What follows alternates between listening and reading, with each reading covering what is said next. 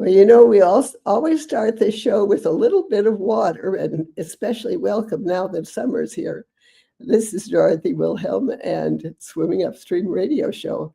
We have a very, very special guest today. Lei Wang is a woman. I think we could say she has made miracles in her life and the life of others. Lei, welcome to Swimming Upstream. I have to tell you, I have Parkinson's, and therefore, every once in a while, I will not be able to say a word, and you must say it. And so All right, thank you you. can do it. I know you can. And So we can always say, oh, we have that speaker's block. right, indeed. Okay, anyway, I'm so glad you could make time for us today. Yes, and the last time we talked, golly, a couple of years ago, maybe more. And it was a very exciting time because you were just at the point of doing your TED Talks. And because you had literally climbed mountains. Can you tell about the mountain climbing and your success there? Sure, thank you, Dorothy. So, hello, I'm Lei Wang. I'm the first Asian woman to accomplish the Explorer's Grand Slam. And the Explorer's Grand Slam means climbing the highest mountain on each of the 7 continents, which is normally known as the 7 summits, and ski to both the North and the South Poles. I'm the first Asian woman to accomplish that. And what makes it special is I didn't grow up playing sports. I was totally non-athletic until my 30s. I was working normal corporate job. Then in my 30s, I discovered mountaineering and started to learn everything from zero. So that was the background of why I can say I did something impossible. Well, I recall we talked a couple of years ago, and it seemed like, too, it was the physical impossibility that you had to call on your own body to do things that wouldn't seem possible in order to get trained and in order to do the mountain climbing. Tell a little about your preparation. Yeah. So, well, a lot of time when people ask me, what do I need to have in order to climb Everest, in order to do the 7 summits, ski to North Pole, South Pole, the truth is physical limit is really a very small part of the game, because anyone, even like me, starting from ground zero in my 30s, I can make a lot of progress. And a lot of time, the physical demand of those expeditions actually is less than we think. But the mental demand is much, much more than most people prepared for. So if people think physical challenge is biggest barrier, no. Biggest barrier is mental challenge. When you are overcoming those physical barriers, you strengthen your mental barrier. And also during the expedition, that keep on building your mental strength, that make you capable to handle those challenges. Well, what caused you to think that you wanted to handle those challenges? Most of us don't want to. Then that's your choice. What kind of life do you want to live? Because if we don't keep on trying to embrace new challenges, then how do you grow to the next level? Just like you, right? Even with Parkinson's disease, even with such a, what do we say, so accomplished age, right? You are still pursuing other challenges like running the podcast, continuing your speaking business. Other people probably say, why don't I just sit on the chair, do nothing, waiting for the food, go to bed? That's all they do. You are seeking challenge that make you vibrant, lively, even at age 92, right? And I'm 93. Don't 93, yeah. so, if we have to be willing to face uncomfortable, because only that we can grow to become more vibrant and more lively, live a fuller life. because I know not everyone want to face a challenge, embrace a challenge. Then you have to be settled with a life that just like it's right now. Then if you're content with that, that's your choice too. How long has it been since you made that climb? How long since I finished? Yeah, well, start and finish. When did you know that you wanted to do it? And Yeah, when I started this daydreaming in 2004 and I finished in 2010. Every step was hard, but because it was hard, I grew so much that made me who I am today, allow me to keep pursuing my speaking business. Because as a speaker, you know, and for the audience, you all know, building any business is so hard, especially building a speaking business, which is a small business, almost like run by individual with a small team. And for a non-native speaker, that is even much harder. I put in so much extra work before I can even start to say anything. That I know for a native speaker, you wouldn't think, where do I put my tongues? And how long do I keep my mouth open when I say this word? what's I the have to hardest? work on that before I even be able to go apply any opportunities. That's marvelous. What's the hardest word to say? But when you were doing all Hardest that? word, Yeah. don't test my boundaries. At the beginning was so funny, I tell the stories about climbing Everest. And people say, what? Everest? Oh, that's a keyword. If I don't even say Everest, clearly that's a big problem. Then what I accomplished is called Explorer's Grand Slam. At the beginning, what? So every simple word for a native speaker, you don't need to think. But for a non-native speaker, I have to think everything. The beginning of the word, like EX, that's hard. Ending ST, that's hard. Then I figured out all the 26 alphabet is challenging. Was there ever a time when you thought you wouldn't be able to succeed? Well, there's no guarantee for success for anyone at any point. I never thought it was going to be easy, and there's no point I would ever think I made it. I arrived. You never know what come tomorrow. Challenge only grows when you grow. So if you say, are you sure you're going to be successful? I said, I don't know, but I'll keep on working on it. That's the only way you can get there. And there's every day I was saying why it's challenging is because everything you are doing, 99% of the chance you're going to fail. Do you consider that the case for you too? Don't you have more success than other people? Every time, no matter in climbing or in speaking, I was seen as the least likely to succeed person, right? In climbing, I was small. I started late. I showed up at every mountain as the smallest one, slowest one, weakest one, have to play the catch-up game to train and to learn, to improve, make more attempts to achieve what other people can just make one step. They're there. I have to make 3 steps to reach that spot. Speaking is the same thing.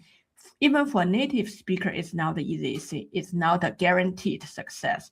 Not to say for a non-native speaker. So all the time, I know the chance for success is so slim, but you have to work on that.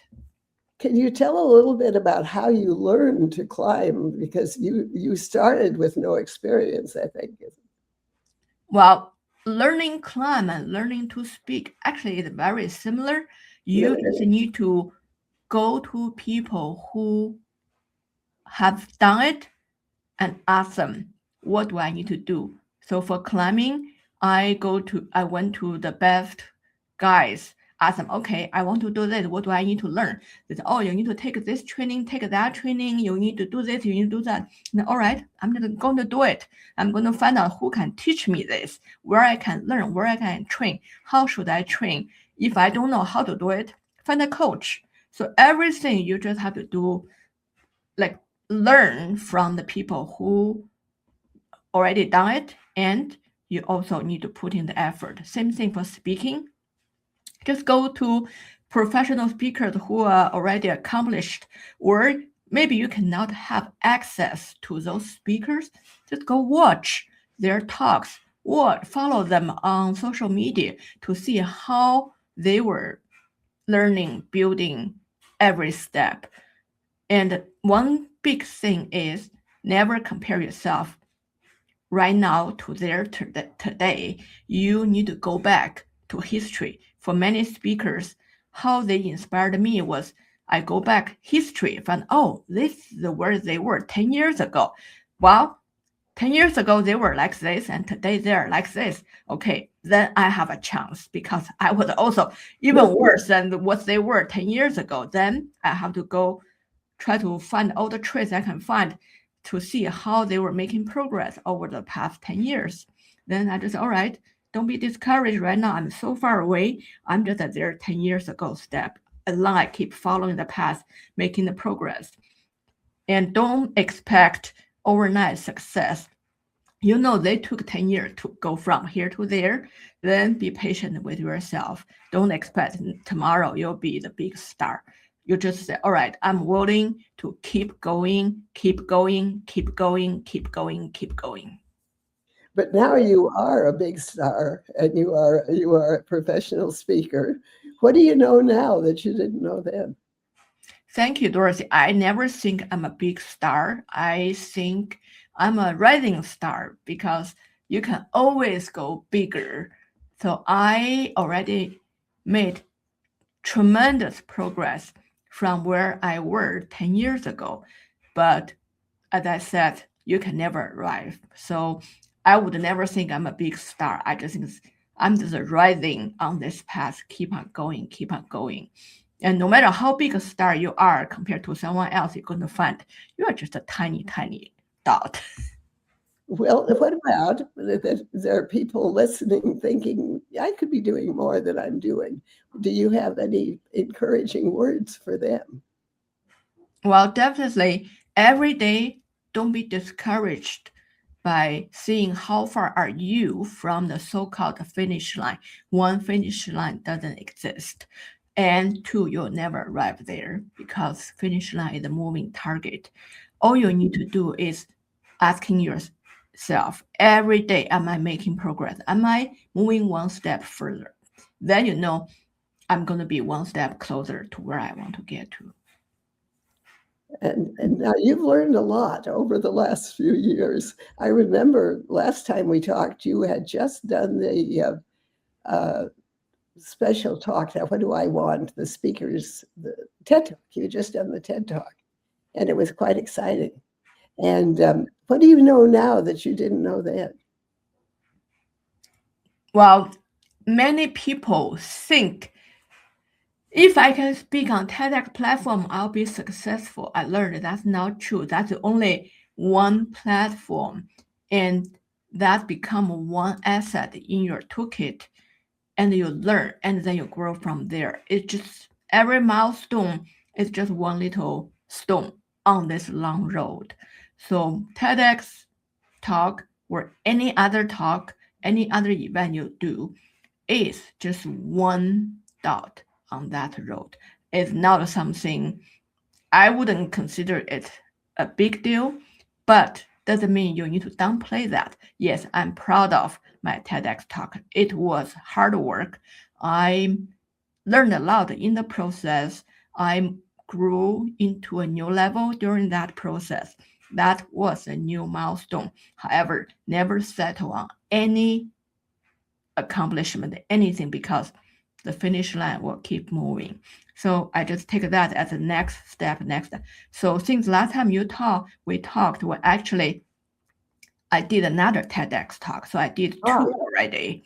So every time I keep moving. And then the next day you look at yesterday's TEDx talk, that was already in the past. You have to see, all right, where do I want to go tomorrow? How do I grow from there? Never sit on your laurel. Now, see, every time we talk, you do another TED Talk. Not necessarily. I want to reach more audience So I will continue to pursue other platforms to reach out to new events, to speak on new horizon anywhere. So What do you think? I know that you do a lot of speaking. If someone wanted to reach you, what do you talk about, and how could they get in touch with you? they can find me on my website, leiwangspeaker.com. Lei spell Lei, Wang Wang. So it's Leiwang speaker.com. And my email is lei@leiwangspeaker.com. I inspire leaders to pursue the impossible. And by doing that, they inspire their team, their organizations, their communities to achieve the impossible. Well, you have certainly been an inspiration for us here. But I want to try one more thing. Pretend now that you have a little girl. Do you have any children? You don't. No. Well, you'd like her. She's very nice. And she comes to you, and she says, "Mama, what should I do? How do I get started? I want to do what you've done. What's the first thing I need to do?" Make a plan and just get started right now. Right now. Yeah, make a plan, figure out what's your first step, then take that first step right now. Well, we really, really have enjoyed having you. Please say again, if people want to get in touch with you, how may they do it? My name's Lei Wang. That's And right. please find me on my website, leiwangspeaker.com, or you can find me on LinkedIn, linkedin.com/in/Lei Wang. My handle is Lei Wang, so it's very easy to find it. Well, it's been wonderful to have you here. What did you think I'd surely ask you that I didn't ask that we should talk about in closing? Oh, what I'm most excited about right now, I just came back from Manila last night. I was the opening keynote speaker for Kiwanis International Convention. Oh. I really loved the Kiwanis community. Kiwanians all over the world, they are inspiring the next generations of leaders. And I was so happy that I was able to play a small part for what they're doing to the world. That is really true, and I've had the pleasure of talking to them, to their groups also. So, we really could change the world. Why do you think we're not doing it? We're all doing it. Everyone, we're doing our part. That's what motivated me to speak, because when I speak, when people get the message, those leaders in my audience, they got inspired to pursue their own impossibles, and they inspire their team, their community, their organization to pursue the impossibles, inspire the next generations to pursue the impossibles. That's how we change the whole world. Did you think at the beginning when you started climbing the mountains, oh, I can't do that? Or did you think, I'll try? Or did you think, I'll do it? Well, of course, the first thought is always, wow, this is too hard. I don't know how to do this. But then you always have to talk to yourself. Do I just give up? Do I just stop here? Or I have to go figure out. Then I'm going to learn. What do I need to train? What skill I need to gain? Or who do I need to enlist to help me? How do I build a team? How do I find people to support me? Because many things, or say most things, you cannot really accomplish by yourself. I think that's so important that we feel that we have to do it by ourselves, but we really can't. And when you look back over your life, it's always been with somebody, I think. Yeah, that I think is the wisdom of aging. When we were young, we believe we can do anything by myself. When we get older, we learn that we can do anything, but we need to build a team, build a community. That is wonderful, and it makes me want to go right out and climb a mountain, but probably you can just enlist a good enough team to But we have a wonderful time, and we reach out to each other. And what is it? And touch the sky, So anyway, I thank you. And when you come back and want to tell about your keynoting the Kiwanins, I would love you to do that. If you've got anything more you want to say about that. Well, for anyone who want to hear more about my stories, I'm always happy to speak in your organization, in your team, in your community, no matter where. And also, don't worry about the budget. We always figure out a way. Whatever budget level, we can always provide something at your level. That is just wonderful. Thank you so much for being here with me today. This is Lei Wang, and we've talked to her before, and I hope we'll talk to her again. You want to hire her to come talk to your group. And this has been Swimming Upstream Radio Show. It is a product of the SOB Radio Network. That means SOB stands for Spunky Old Broads, and we know a few things. This is Dorothy Wilhelm.